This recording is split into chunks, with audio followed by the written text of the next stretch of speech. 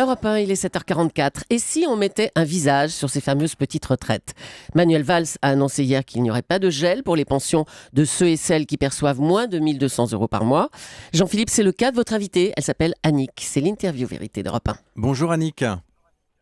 Bonjour. Merci d'avoir accepté notre invitation ce matin sur Europe 1.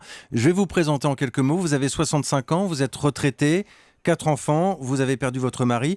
Annick, aujourd'hui, à combien s'élève le montant de votre retraite ? 760 €. 760 €. Alors une fois que vous avez payé le loyer et les factures, il vous reste combien pour vivre ? En moyenne, 150 €. Annick, j'ai envie de savoir comment on s'organise pour vivre très concrètement avec 150 €. Il faut compter du début de l'année à la fin de l'année. Au début du mois, on se dit on a tant à dépenser par semaine et puis on fait avec. Il faut regarder absolument tous les jours, j'imagine. Ah oui, on va au moins cher dans les grandes surfaces, les discounts et les rayons à prix réduit. Alors justement, vous avez des combines, une façon comme ça de faire les courses à moindre coût ? Bah oui, aller voir les aliments qui sont en fin de date de consommation et qui sont soldés au moins 50% ou 30%, ou ça dépend l'article. Et on vit avec ça. Vous faites appel aussi à des associations ? Oui, je fais partie du Secours populaire. Il dit quoi votre banquier tous les mois, Annick, quand il vous reste 150 € pour revivre ? Quand je vois ma conseillère, elle me dit que j'arrive à gérer mon compte. Bon, c'est vrai qu'à la fin du mois, faut mieux pas trop le regarder, il est plutôt à 0. Ouais, c'est ça. Mais vous arrivez quand même à vous maintenir à flot. Oui, il faut. Parce que si c'est pour se mettre dans des dettes, c'est un jeu sans fin après, c'est pas possible. Vous faisiez quoi comme métier, Annick ? J'ai fini ma carrière en tant qu'auxiliaire de vie. Alors, je crois que vous avez cotisé 193 trimestres, c'est ça ? Oui, c'est ça. Et comment on fait Oui, c'est ça. Travail et enfant. Hein. Et comment on fait pour se retrouver au bout du compte, au fil des années, avec 760 € par mois ? Ça a été progressif dans votre cas ? Oui, puisque tant que j'ai travaillé, j'avais quand même un salaire. Bien Mais sûr. une fois à la retraite, c'est vrai que ça fait une différence de salaire quand même. C'est quand vous avez 200, 300 € en moins sur le mois, vous regardez en deux fois, vous vous demandez si c'est possible. Je crois que vous avez donc 4 enfants, Annick. Oui. Ils sont pas inquiets pour vous, vos enfants ? Qu'est-ce qu'ils vous disent ? De toute façon, ils ont leur vie, leurs problèmes. Donc moi, j'ai les miens. Je gère mes problèmes moi-même. Vous en parlez pas avec eux ? Non, de toute façon, c'est pas leur problème à eux. C'est eux, ils ont d'autres problèmes et c'est tout. J'ai l'impression que vous ne vous plaignez jamais, Annick. De toute façon, pourquoi se plaindre ? Ça ne changera rien. Je crois que vous avez Il aussi... faut prendre, Oui, je vous faut écoute. prendre le côté positif, mais pas le négatif.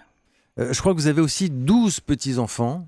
Comment on Oui. s'organise pour les fêtes d'anniversaire, pour les Noëls, pour faire des cadeaux à tout le monde ? Les Noëls, d'année en année, ça a été restreint. C'est de plus en plus faible. Un petit chocolat, mais puis les anniversaires, on se débrouille à acheter un petit vêtement ou quelque chose, pas cher. Vous arrivez à vous faire des cadeaux à vous-même ou pas ? Ça, faut mieux pas trop en parler.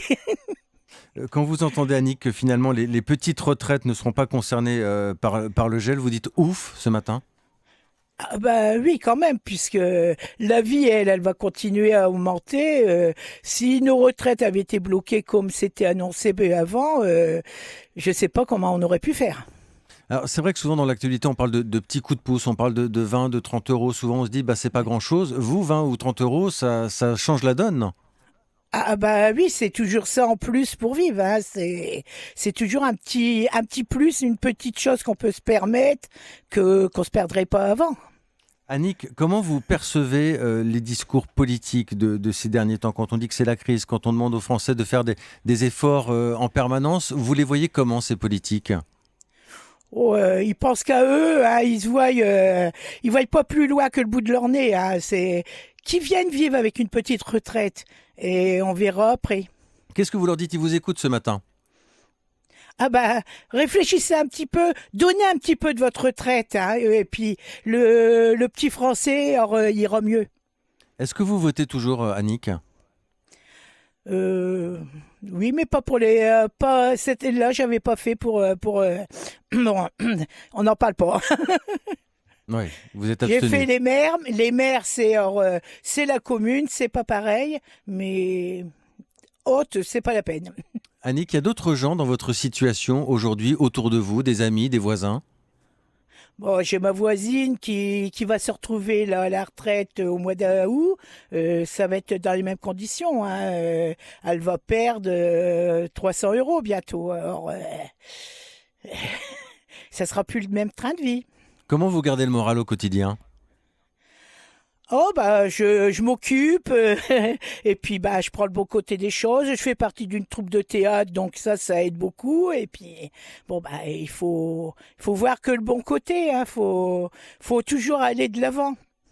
Merci beaucoup, Annick. Merci beaucoup pour votre témoignage. Merci d'avoir été notre invité ce matin sur Europe 1. Je vous souhaite une très belle journée. Merci vous aussi.